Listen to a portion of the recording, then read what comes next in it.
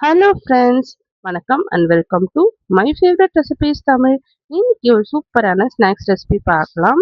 முறுக்கு எப்படி செய்து பார்க்கலாம். இந்த முறுக்கு நல்லா குட்டி குட்டியாக நல்லா முறு முறுன்னு இருக்கும். சாப்பிட்றதுக்கே செம்ம டேஸ்ட்டாக இருக்கும். ஸோ கண்டிப்பாக வந்து ட்ரை பண்ணி பாருங்கள். இந்த வீட்டில் இருக்க அரிசி மாவை வச்சு ஈஸியாக இந்த முறுக்கு செஞ்சிடலாம். நல்லா கிறிஸ்பியாக இருக்கும். நம்ம இதை வந்து ஒரு 10 நாள் வரைக்கும் ஸ்டோர் பண்ணி சாப்பிட்லாம். நல்லா முறு முறுன்னு இருக்கும். வாங்க எப்படி செய்யுது பார்க்கலாம். ஃபஸ்ட்டு 1 கப் அளவு அரிசி மாவு எடுத்துக்கலாம். நீங்க கடையில விக்கிற மாவா இருந்தாலும் எடுத்துக்கலாம். இல்லன்னா வீட்ல அரைச்சு வச்சிருக்க பச்சரிசி மாவா இருந்தாலும் எடுத்துக்கலாம். இது கூட 1/4 கப் அளவு பொட்டுக்கடல மாவு சேர்த்துக்கலாம். உடைச்சக்கடல வந்து ஒரு 1/4 கப் எடுத்துட்டு, அத மிக்ஸியில நல்லா அரைச்சுட்டு, அத வந்து இது கூட சேர்த்துக்கோங்க. இது 2த்தையும் ஃபர்ஸ்ட்டு நல்லா ஜலிச்சு எடுத்துக்கலாம். இந்த மாதிரி ஜலிச்சு எடுத்துட்டு, இத நம்ம எதுல வந்து மாவு பிசைய போறோமோ, அந்த பாத்திரத்துக்கு வந்து ட்ரான்ஸ்ஃபர் பண்ணிடலாம்.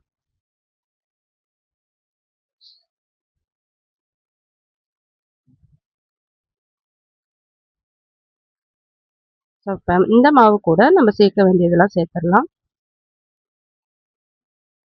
ஃபர்ஸ்ட்டு வந்து எள்ளு சேர்த்துடலாம். 1 டேபிள் ஸ்பூன் வந்து எள்ளு சேர்த்துக்கோங்க. நம்ம வெள்ளை எள்ளுனாலும் சேர்க்கலாம், இல்ல கருப்பு எள்ளுனாலும் சேர்க்கலாம்.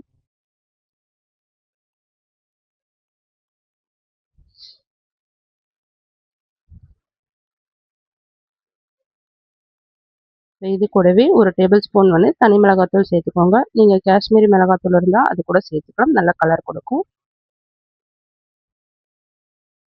1 டேபிள் ஸ்பூன் வந்து தனி மிளகாத்தூள் சேர்த்துக்கலாம்.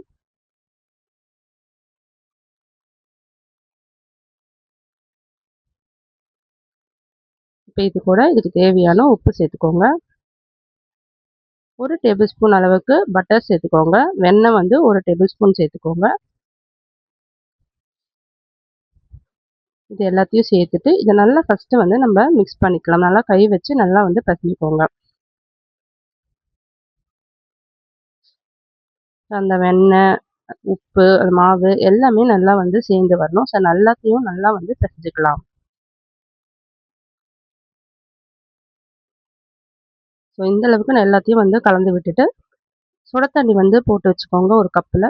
அதை கொஞ்சம் கொஞ்சமாக தெளித்து நம்ம வந்து மாவை வந்து பிசைஞ்சிக்கலாம். ரொம்ப சூடாக இருக்கக்கூடாது தண்ணி, கொஞ்சம் வெது வெதுப்பாக இருக்கணும். ஸோ தண்ணி தெளித்து தெளித்து மாவை நல்லா பிசைஞ்சிக்கோங்க.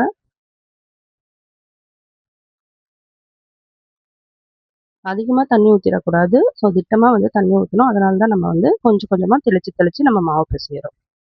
ஸோ நல்லா சாஃப்டாக நம்ம மாவு பிசைஞ்சிக்கணும். அப்போ தான் வந்து நம்ம வந்து முறுக்கு சுடுறதுக்கு வந்து ஈஸியாக இருக்கும்.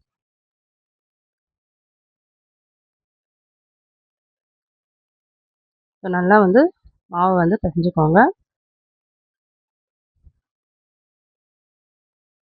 இந்த அளவுக்கு நல்லா மாவு பிசைஞ்சிட்டு, இதை வந்து ஒரு 10 நிமிஷத்துக்கு அப்படியே இருக்கட்டும். ஸோ மாவு நல்லா வந்து ஊறட்டும். ஒரு 10 நிமிஷத்துக்கு அப்படியே வந்து வச்சுருங்க.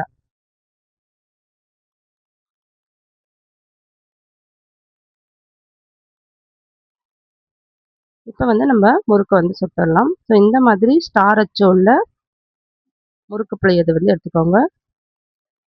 இதை வந்து முறுக்கு அச்சில் வந்து மாவை வந்து போட்டுட்டு, நம்ம முறுக்கை வந்து புழிஞ்சு வச்சிடலாம். இந்த மாதிரி ஒரு தட்டில் வந்து புழிஞ்சு வச்சுக்கோங்க. இந்த மாதிரி ரவுண்ட் ஷேப்புக்கு.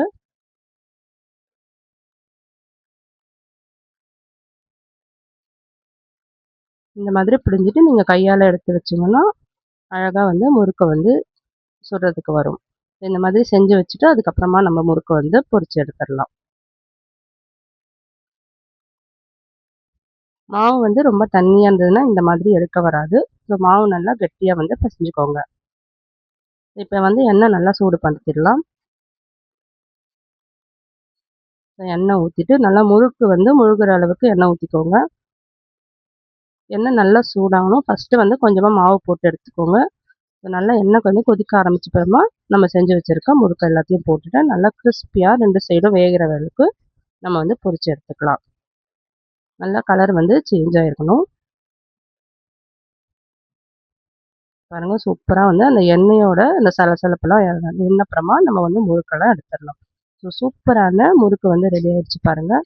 நம்ம 1 கப் மாவுலேயே கிட்டத்தட்ட வந்து ஒரு 30 முறுக்கு கிட்ட நம்ம செஞ்சுருக்கோம். ஸோ நல்லா கிறிஸ்பியாக இருக்குது பாருங்கள்.